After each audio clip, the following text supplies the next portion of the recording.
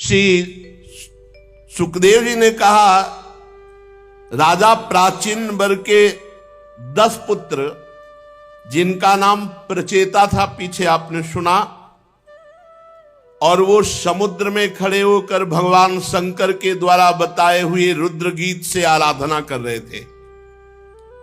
10,000 वर्ष तक समुद्र में खड़े होकर उस मंत्र का जप करते हुए आराधना की।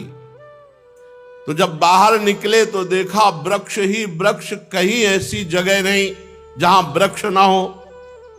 तो उनको वृक्षों पर बड़ा क्रोध आया, प्रचेतागणों को, और उन्होंने अपने तपोबल से क्रोधाग्नि प्रकट करके वृक्षों में आग लगा दी।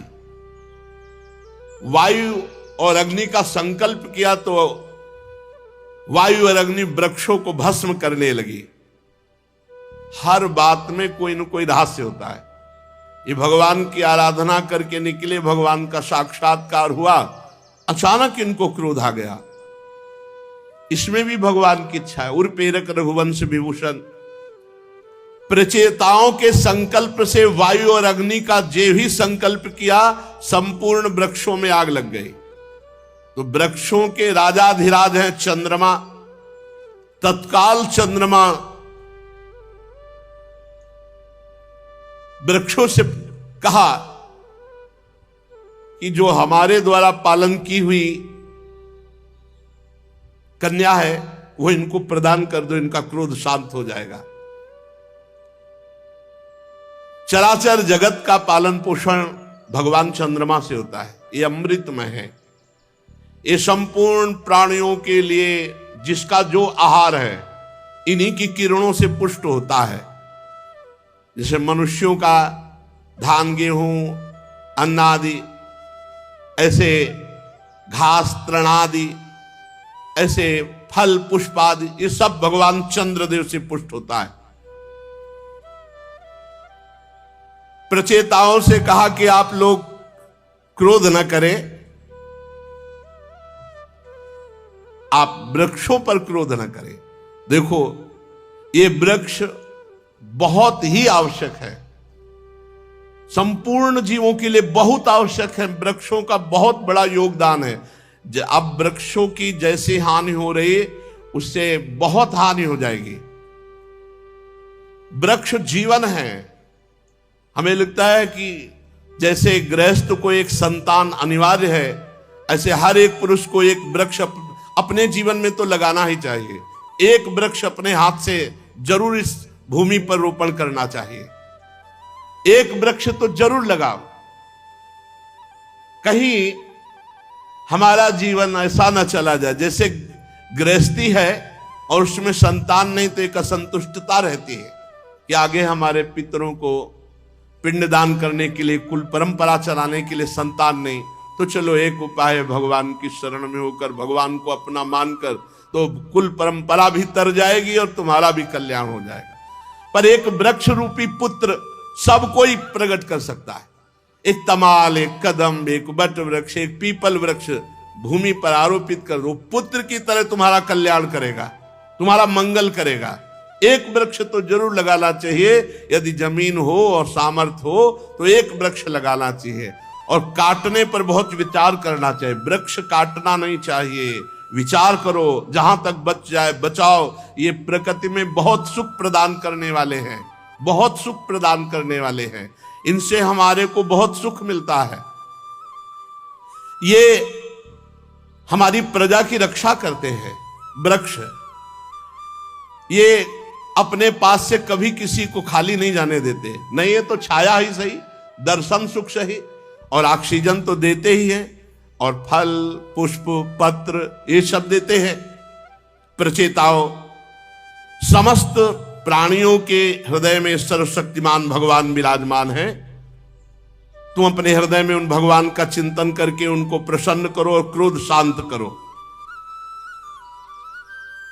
अब पीछे आपने सुना था कि प्रमलोचा अप्सरा की सुंदर एक कन्या थी, उसको भगवान चंद्रमा ने अमृत वर्षिणी वृत्ति के द्वारा पोषण किया था, वृक्षों को दे दिया था। प्रचेताओं को वृक्षों ने वो कन्या प्रदान की कि आप 10 पत्नी के रूप में स्वीकार करें। 10 प्रचेता और 1 कन्या। उन्होंने प्रचेताओं ने धर्मानुसार पाणी ग्रहण किया। मारिशा नाम था उसका।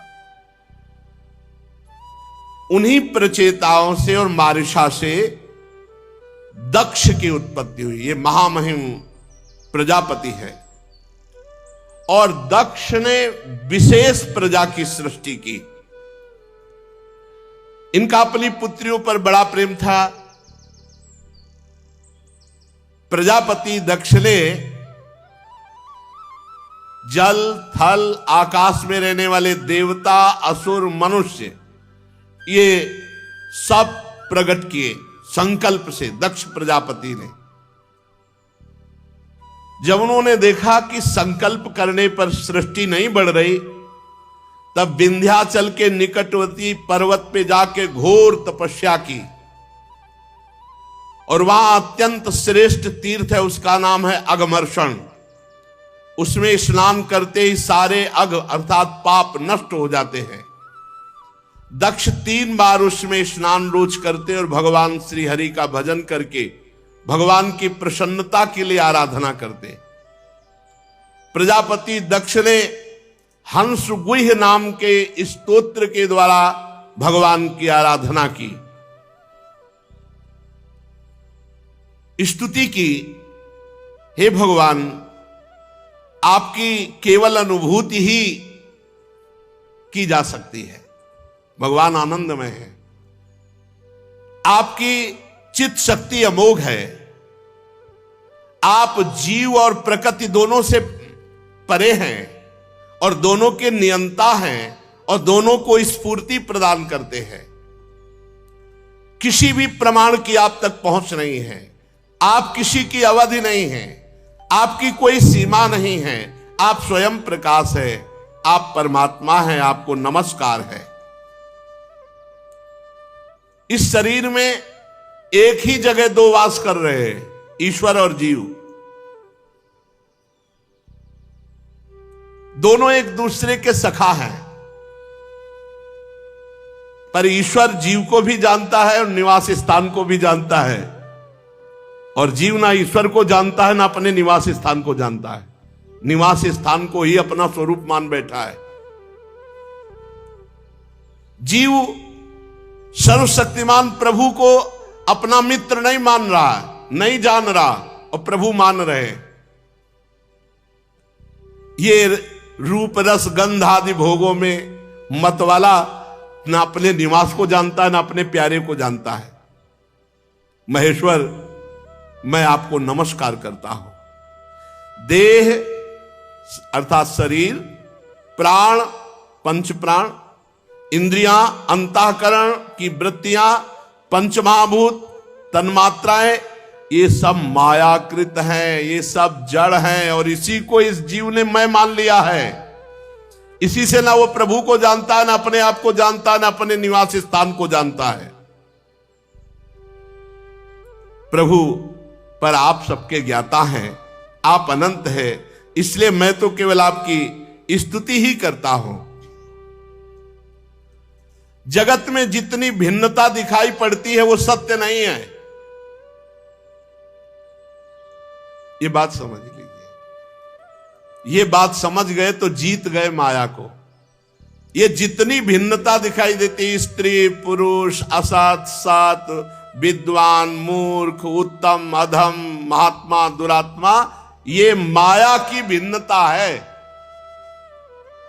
तत्व सब में एक ही परमात्मा विराज। जो तत्व को देखता है वो जीवन मुक्त होता है, और जो बाहरी क्रियाओं को देखता है वो फंस जाता है। जितनी भिन्नताएं हैं सब माया की हैं, और जो इन भिन्नताओं का निषेध कर दे तो जो बचता है वो आप परमात्मा हैं। जब तक विचार शुद्ध नहीं होता तब तक आपके स्वरूप में माया की उपलब्धि दिखाई देती है, माया दिखाई देती है। जब तक शुद्ध विचार नहीं होता तब तक परमात्मा में माया ही दिखाई देती है। सारे नाम, सारे रूप, चराचर जगत केवल आप बने हुए हैं। यह बात कैसे समझ में आ रही? केवल आप बने हुए। प्रभु आप प्रसन्न होइए, मेरे को दृष्टि दीजिए, केवल आप है। जो कुछ वाणी से कहा जाता है, जो कुछ मन से सोचा जाता है, जो कुछ बुद्धि से निश्चय किया जाता है, जो कुछ इंद्रियों से ग्रहण किया जाता है, वो सब माया ही है। माया में गो गोचर जहां लगो मन जाई, सो सब माया जानो भाई। इससे आपके स्वरूप को नहीं जाना जा सकता। गुण, सतोगुण, रजोगुण, तमोगुण, उनकी उत्पत्ति, उनका अधिष्ठान सब आप में है, पर आप ऐसे छुपे हुए हैं कि आपको जाना नहीं जा सकता इनके द्वारा। भगवान आप अपनी कृपा से अपनी पहचान करवाते हैं। इसीलिए जो जान गया वो ये देखता है कि बनाने वाले आप हैं और बनने वाले भी आप हैं। बनाने वाले आप हैं और बनने वाले भी आप हैं, और बिगाड़ने वाले भी आप हैं। अब क्या, जिसको ये बोध हो गया सृष्टि रचना करने वाले आप हैं, और जो रचा गया वो भी आप है, और जो लय हो रहा है वो भी आप है।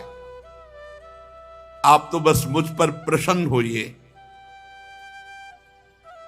हे प्रभु, कोई वाद विवाद के द्वारा आपको नहीं जान सकता, तर्क के द्वारा आपको नहीं जान सकता, क्योंकि जितना तर्क है वो बुद्धि तक है। बार बार मोह में डालने वाली त्रिगुणमयी माया की बुद्धि से कोई तर्क के द्वारा भगवान को कैसे जान सकता है? आप सबके आधार हैं, बुद्धि के ही आधार है। परीक्षित, विंध्याचल के अगमर्षण तीर्थ में जब प्रजापति दक्ष जी ने इस प्रकार भगवान की स्तुति की तो भगवान प्रकट हो गए। उस समय भगवान गरुण के कंधे पर चरण रखे हुए, विशाल एवं हृष्ट पुष्ट अष्टभुजा, चक्र, शंख, तलवार, ढाल, बाण, धनुष, पास, गदा, आठों भुजाओं में धारण किए हुए थे। सुदर्शन चक्र, पांचजन्य शंख, तलवार, ढाल, बाण, धनुष, पास, कौमुद की गदा, 8 अस्त्र 8 भुजाओं में।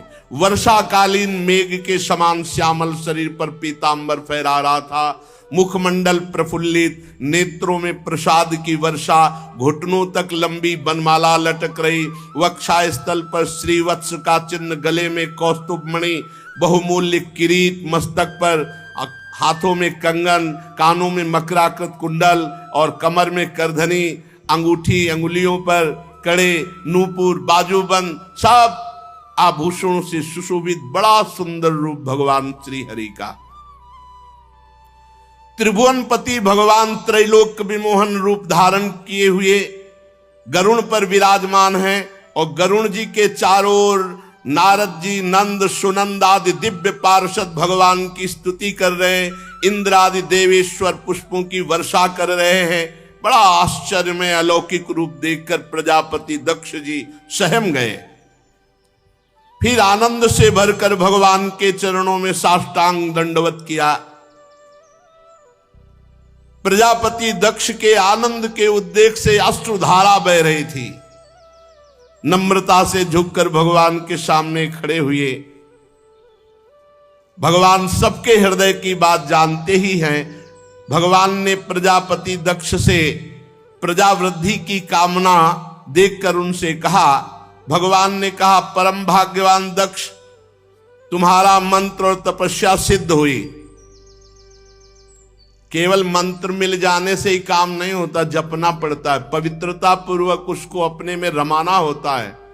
गुरु मंत्र मिल गया तो अब उसको आप जपिए, जप करके उसको अपने में जागृत कीजिए, आपके नस नाड़ियों में मंत्र छा जाए। भगवान क्या करे, तुम्हारा मंत्र, तुम्हारी तपस्या सिद्ध हुई। मुझ पर तुम्हारी बहुत बड़ी श्रद्धा है। देखो तुम्हारा हृदय मेरे प्रेम के भाव से भरकर आंखों से अश्रु प्रवाह, और तुम्हारा लक्ष्य था कि प्रजा की वृद्धि हो, सृष्टि बढ़े, इसलिए तपस्या की। मैं तुम पर बहुत प्रसन्न हूं। मेरा प्रसन्न होना ही समस्त प्राणियों का परम मंगल है। चाहे समृद्धि, चाहे जो चाहे वो सब प्राप्त हो जाता है मेरे प्रसन्न होने पर। ब्रह्मा, भगवान शंकर, तुम्हारे जैसे प्रजापति, स्वयंभू, मनु, इंद्रादि देवेश्वर, ये सब मेरे अंश हैं, मेरी विभूतियां हैं।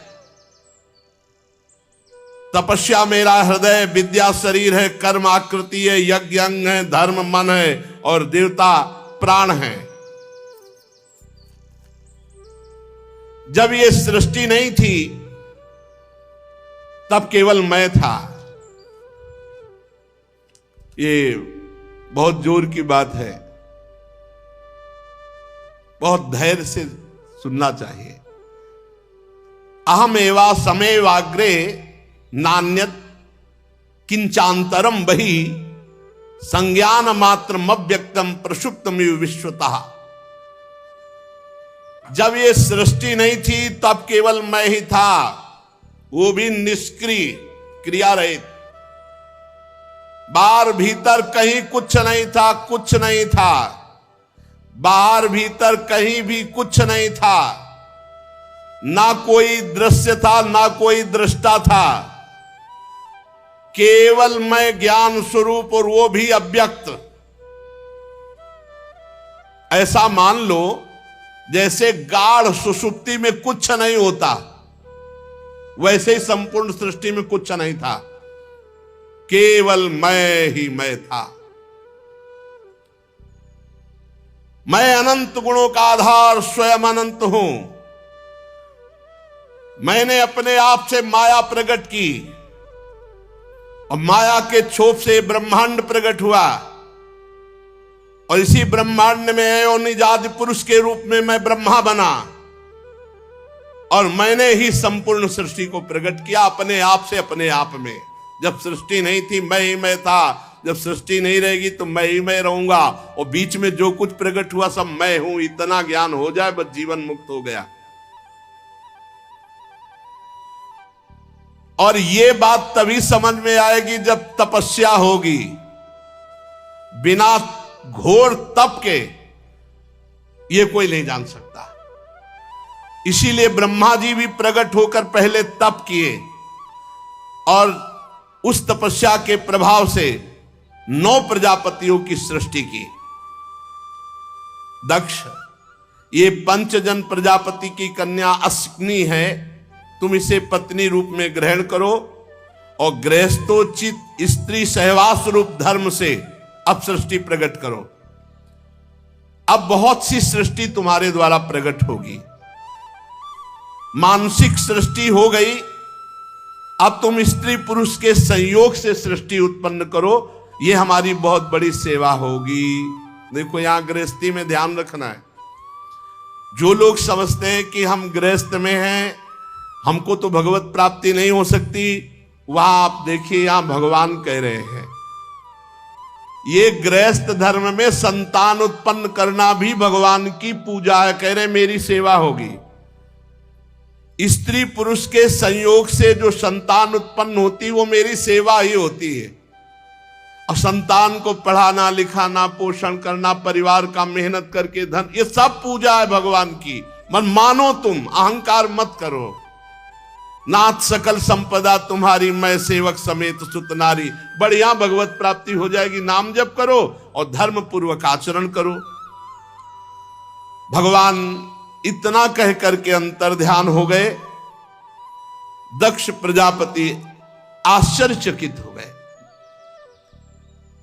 इतना प्रेम विह्वल है कि खड़े रहने की भी सामर्थ्य दक्ष प्रजापति में नहीं। भगवान के दर्शन के आनंद से फिर भगवान ने जैसी आज्ञा की थी, पंचजन की पुत्री अश्विनी से विवाह किया, और समय आने पर एक एक करके 10,000 पुत्र उत्पन्न किए, क्योंकि सृष्टि विस्तार के लिए भगवान ने आज्ञा की। अब ये सभी पुत्र बड़े ही पवित्र स्वभाव वाले, एक स्वभाव सबका, एक आचरण, पवित्र भाव। दक्ष प्रजापति ने कहा कि संतान उत्पन्न करने के लिए, प्रजा बढ़ाने के लिए पहले तुम्हें तपस्या करनी चाहिए। जाओ, 10,000 पुत्रों को आदेश किया, तप परायण हो, फिर आकर सृष्टि बढ़ाओ। 10,000 पुत्र पश्चिम दिशा की ओर चले और सिंधु नदी समुद्र के संगम पर नारायणसर नामक एक महान तीर्थ है, वहां वो तपस्या के लिए निवास करने लगे ऋषि मुनियों के आश्रमों में। देवर्षि नारद जी ने देखा है तपस्या करने आए हैं और ये प्रजा की वृद्धि करना चाहते हैं, तो 10,000 को बुलाया और एकांत में बैठाला।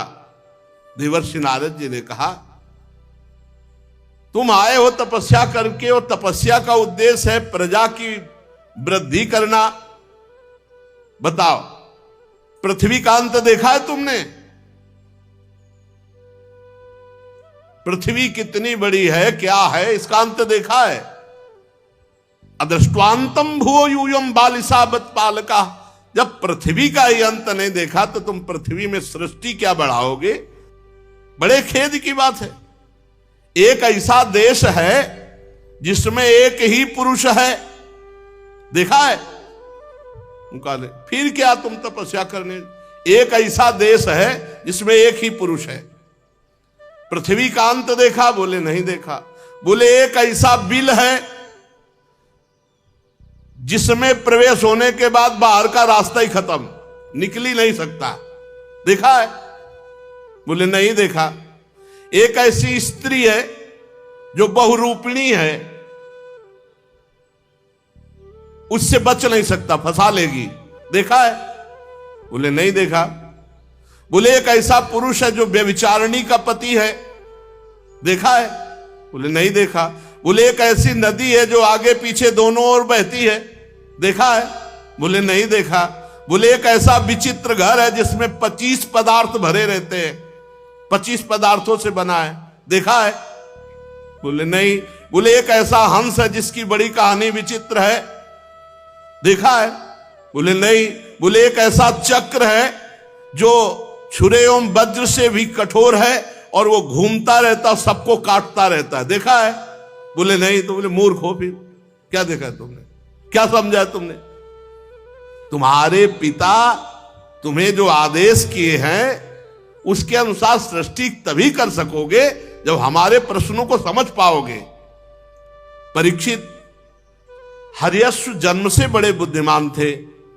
देवर्षि नारद जी को गुरु बनाया और उनके गूढ़ वचनों पर सब विचार करने लगे।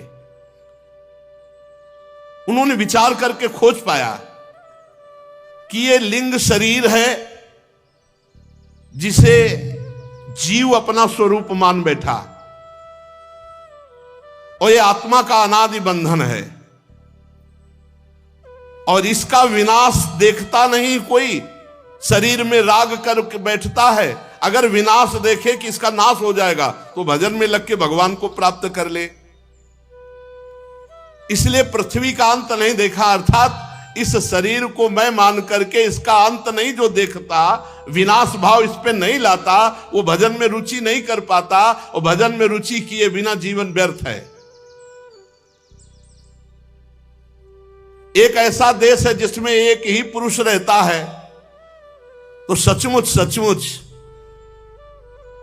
ये 3 अवस्थाएं, जागृत, स्वप्न, सुषुप्ति, इसमें एक ही पुरुष है, परमात्मा, जो हर समय जागता रहता है। न वो सुषुप्ति, न उसमें स्वप्न, न वो जागरण, वो हर समय दिव्य में जागता रहता है। तीनों अवस्थाओं में जो एक जैसा रहता है, जो त्रिगुणातीत है, जो कालातीत है। ये तो जीव अभिमानी है, तीनों गुणों में फंसा हुआ है, तीनों कालों में फंसा हुआ है। जो जागता रहता है एक नगर में एक ही पुरुष, वो एक नगर में एक ही परम पुरुष परमात्मा है, सचमुच वो ईश्वर ही है। सबका आश्रय है परंतु उसे कोई नहीं जानता है। वही भगवान है। जो प्रकृति से अतीत नित्य मुक्त परमात्मा को देखे बिना अन्य कार्यों में अपना जीवन अर्पित कर देता है, उसका जीवन व्यर्थ है, व्यर्थ जीवन है। और एक बिल ऐसा है जिसमें घुसने के बाद कोई आज तक वापस नहीं आता, वो है माया। इस माया रूपी बिल में एक बार जो घुसा तो नए नए देश, जैसे नीचे पाताल अतल वितल सुतल लोक है, नए नए खेल माया के, नए नए आकर्षण माया के, निकल ही नहीं पाया, लौट ही नहीं पाया अभी तक। जैसे कोई पाताल में प्रवेश कर पावे तो लौट नहीं पाता, ऐसे जीव इस संसार रूपी बिल में एक बार प्रवेश किया, वापस नहीं लौट पाया। ऐसा ये माया ठगनी का रचा हुआ संसार है, एक बार जो प्रवेश किया वापस नहीं लौट पाया, वापस नहीं लौटा। इसी शरीर में, इसी मन में, इसी इंद्रियों में इस कोट से फंस गया कि कभी वापस ही नहीं आ पाया। वो नारद जी ने जो कहा एक बिल है जिसमें प्रवेश करने के बाद वापस नहीं आया। वापस आने का मतलब अपने स्वरूप में स्थित हो जाना नहीं, बस वही स्त्री पुत्र परिवार राग धन मकान, इसी में सत्य मानकर फंस गया। एक स्त्री है जो बहुरूपिणी सबको फंसा लेती है, यही त्रिगुणात्मिका माया। कोई ऐसा नहीं है जिसको ये फंसा न ले। शिव विरंचिका मोहे को है बपुरान, अस जिय जान भजी मायापति भगवान। ज्ञानी नाम चेतांश देवी भगवती ही सा। वो बहुत रूप धारण करके जीव को भगवान से विमुख किए हुए है। और इसी माया का जो भोक्ता बनता है वो व्यभिचारिणी पति है, वो व्यभिचारिणी पति है। क्योंकि विविध प्रकार की वासनाओं में फिसला हुआ जीव कभी निकल नहीं पाता है। जीव इस माया का अंत जाने बिना, अर्थात विवेक ज्ञान प्राप्त किए बिना कभी शांति को प्राप्त नहीं हो सकता। ये माया बुद्धि में बैठ जाती है और बुद्धि ही उल्टा स्त्री के समान इसको फंसाती रहती। ये भोग, ये भोग, यहां चलो, ये देखो, ये सूंघो, ये सुनो, ये भोगो। जीव परतंत्र हो करके अपनी स्वतंत्रता, अपने स्वरूप ज्ञान को नष्ट कर दिया है। एक नदी है जो दोनों तरफ बहती है, वो है माया। माया का ये दोनों तरफ बहती। सृष्टि रचना भी इसी से होती है, सृष्टि विनाश भी यही रचती, यही विनाश, दोनों तरफ यही रचती है और यही नष्ट भी करती है। ये दोनों तरफ बहती है। अहंकार, क्रोध, काम, मोह, मद, मत्सर इस माया के वेग हैं, और रचना और नाश हो जाना इसकी दोनों तरफ के वेग है। ये इधर भी बहती विनाश की तरफ और इधर भी सृजन भी। 25 तत्व का एक ही अद्भुत घर है। पुरुष उसका आश्चर्य में आश्रय है, और वो अपने स्वरूप को भूलकर इसी घर में बैठ गया, स्त्री शरीर मानकर, पुरुष शरीर मानकर।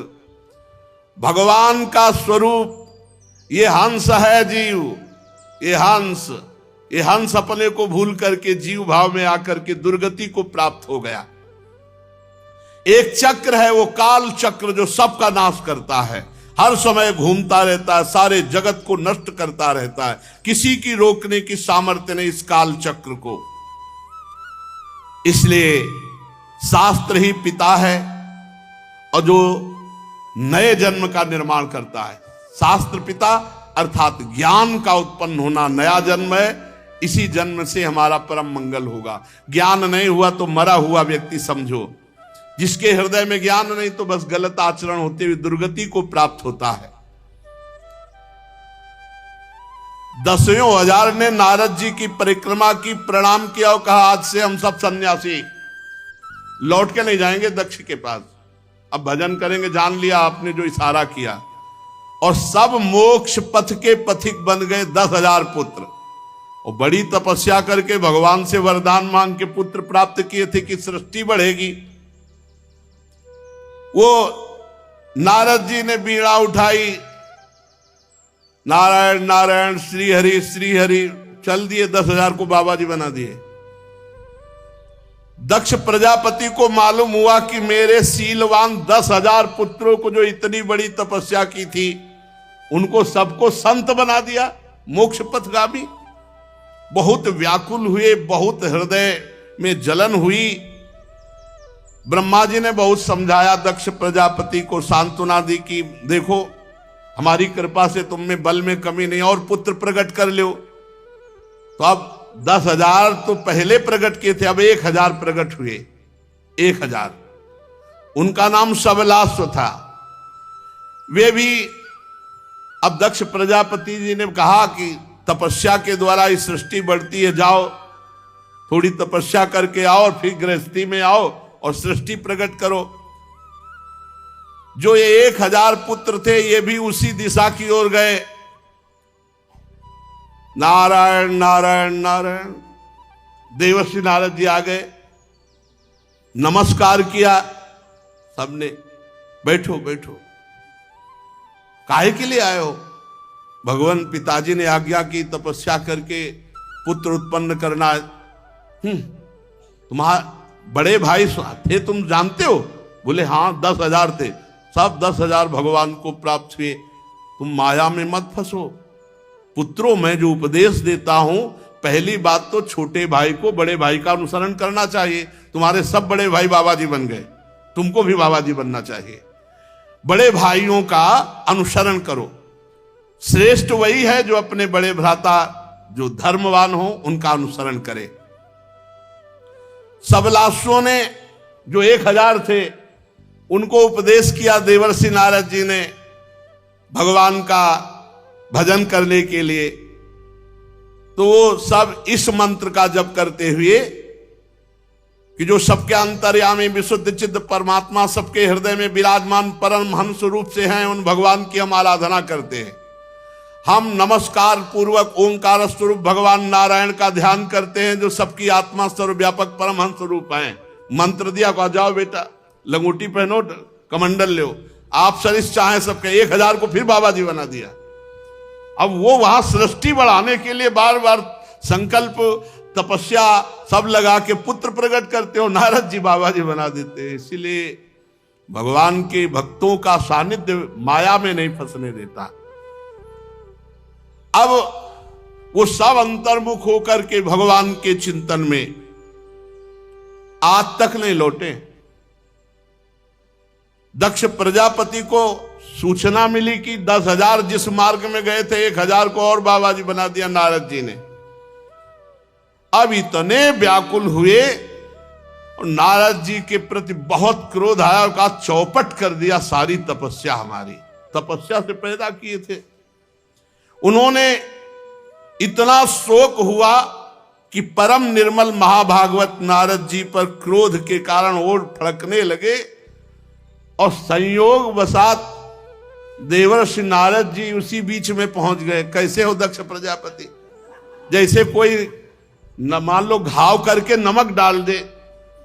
दक्ष प्रजापति ने कहा अहो असाधो साधु नाम साधु लिंगे नस्त्वया।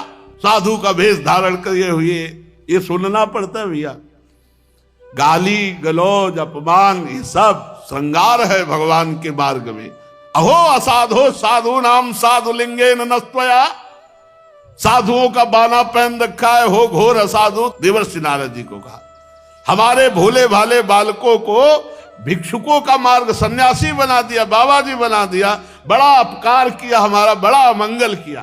देखो मोही आदमी चाहे जितना तपस्वी हो, दूसरे का लड़का भजन करे तो बोले तुम्हारे अहोभाग्य, तुम्हारा लड़का भजन करता है, वृंदावन भी जाता है। वो अपना लड़का माला उठा ले तो फिर कलेजे में क्या होता है देख ले। फिर लगेगा कि कहीं बाबा जी न बन जाए, कहीं घर द्वार न छोड़ दे। इसलिए एक कई आए हैं जो बताए कि माता पिता ने हमारा माला तोड़ दिया और कहा मोबाइल तोड़ दिया कि अगर सत्संग सुनोगे। ये तो पक्का है, बाबा जी बनो ना बनो, लेकिन एक अच्छे समाज सेवी, एक अच्छे भगवत भक्त, एक अच्छा जीवन। और जो माता पिता भगवान का भजन नहीं बताते, अध्यात्म नहीं सुनने देते, वही लड़का जब बड़े होते तो थप्पड़िया के घर के बाहर निकाल देते हैं या अनाथालय भेजे जाते हैं। अब दक्ष प्रजापति ने कहा कि तुम साधु का बाना बनाए हुए हो, साधु नहीं हो, तुम असाधु हो। तुमने हमारे बालकों को बाबा जी बना दिया, तुम्हें क्या ज्ञान है? दक्ष प्रजापति कह रहे ब्रह्मचर्य रहने से ऋषि ऋण से मुक्त हुआ जाता है, यज्ञ करने से देव ऋण से मुक्त हुआ जाता है, और पुत्र उत्पन्न करने से पितृ ऋण से ऋण हुआ जाता है, और सेवा करने से माता पिता की मातृ ऋण से ऋण। ये सब ऋण बकाया है, तुमने उनको बाबा जी बना दिया। और आप भागवत में पढ़ लीजिए, भगवान कहते जो मेरा भजन करते सब ऋणों से वो मुक्त हो जाते हैं। महात्मा नारद जी को दक्ष जी गुस्सा में कहे ये पापा तो सुनना पड़ेगा, सब सुनना पड़ता है। बहुत बढ़िया काम है, जीव को मंगल में रास्ता बता दे, अपने को गाली वाली मिल जाए तो क्या फर्क पड़ता है। बहुत गालियां सुननी पड़ी, ऐसा थोड़ी होता है, ये सब ये है ऐसा। तुमने हमारे बच्चों के दोनों लोकों को चौपट कर दिया, दक्ष प्रजापति ने कहा। तुम साधु दया नहीं तुम्हारे हृदय में, तुम साधु नहीं हो। ये मोही लोगों के निर्णय होते हैं। अरे हमारे छोटे छोटे बच्चे, उनको तुमने बिगाड़ दिया। तुम भगवान के भक्तों में कलंक हो, सचमुच तुम निर्लज्ज भी हो। नारद जी कुछ नहीं बोल रहे, मुस्कुरा रहे। मैं जानता हूं तुम्हारे हृदय में कोई मोह ममता तो नहीं है, क्योंकि लड़का बच्चा तो है नहीं। तुम क्या जानो परिवार का प्रेम, हमारे पुत्रों को जो बाबा क्या जानो परिवार का प्रेम। ठीक बात है, क्या जाने परिवार, लेकिन तुम नहीं जानते हो प्रेम किसे कहते हैं। तुम मोह से ग्रसित हो, इसलिए प्रेम को नहीं जानते हो। सच्चा प्रेम तो महात्मा ही करते हैं, जो भगवान के प्रेमी जन होते हैं, जन्म जन्म की बिगड़ी बना देते हैं। देखो माता पिता किस बात में सुखी होते हैं, अच्छा खवा दिया, अच्छा कपड़ा लत्ता, खूब डट के सो जाओ, जगाएंगे नहीं, माता पिता नहीं जगाएंगे। खूब अच्छे से सो जाओ, खाओ पियो, पढ़ो लिखो, रुपया कमाओ, बढ़िया दुल्हन लाओ, बढ़िया दूल्हा मिले, भाई इतना ही है। इनके प्रेम का उद्देश्य इतना ही है। और अगर कहीं किसी संत महात्मा का कृपा प्रसाद प्राप्त हुआ तो वहीं रहते हुए अपने चित्त को भगवान में स्थित किया, या इतना प्रबल तीव्र वैराग्य जागृत कर दिया कि संपूर्ण संसार से अनंत जन्मों की बिगड़ी मिटा करके और भगवान की प्राप्ति, जन्म मरण के बंधन से मुक्त। झूठ मूठ वैराग्य का स्वांग भरा दिया हमारे बच्चों को, बहुत कड़ुआ बोल रहे और ज्ञान की बातें भी कह रहे हैं। नारद विषय भोग का अनुभव किए हुए जब वैराग्य लिया जाता है तो सच्चा वैराग्य होता है, और जिसने विषय भोग ही नहीं किया उनको वैराग्य बना दिया, उनका बीच में मन बिगड़ेगा तो यह है विषयी पुरुष का तर्क।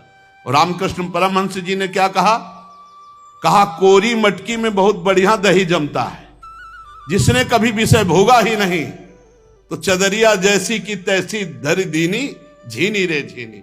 क्या उस महापुरुष का जीवन जिसने कभी विषय संयोग ही नहीं किया, बलिहार है उसके चरणों में। क्या जाने विषयी पुरुष उस मार्ग को जिसने कभी विषय का संयोग ही नहीं किया, आजीवन भगवान के लिए अपने शरीर को वस्त्र की तरह पवित्र रखकर भगवान के चरणों में वापस कर दिया। सातरति सातरति सा लोकांतारयति, जाओ मैं तुम्हें साप देता हूं। दक्ष प्रजापति भजनानंदी है, भगवान का भजन किए लेकिन मोह से ग्रसित है। और देवर्षि नारद जी, नारद सिख जे सुनहि नर नारी, अवसि भवन तजी हो ही भिखारी। आप सरिस चाहें सब कीन्हा, सबको भगवत भक्त, जाओ मैं श्राप देता हूं, तुम कहीं ठहर नहीं सकते बहुत समय तक, 2 घड़ी से ज्यादा नहीं टिक सकते कहीं, पूरे जीवन जाओ भटकते रहोगे। 2 घड़ी से ज्यादा नहीं, 48 मिनट से ज्यादा नहीं। नारद जी ने कहा 48 मिनट में तो हम काम कर देंगे। 48 मिनट का हमें मिल गया तो इतने में तो हम 10,000 और 1,000 सबको भगवान का भक्त सन्यासी बना दिया। श्री सुखदेव जी कहते हैं, परीक्षित ये महान संत शिरोमणि देवर्षि नारद जी ने है। नारद जी ने हाथ जोड़कर कहा तुम्हारा साप स्वीकार है। ये इसी को साधुता कहते हैं। एतावान साधुवादो ही तितिक्षेतेश्वरा स्वयं। यही साधुता है कि दूसरों का मंगल करके स्वयं साप स्वीकार कर लिया। प्रजापति दक्ष ने नारद जी को शाप दे दिया, पर नारद जी को गुस्सा नहीं आया, मुस्कुराते रहे और हाथ जोड़कर कहा आपके शाप को सिर पर स्वीकार करते। शेष चर्चा आगे। श्याधा वल्लभ लाल की।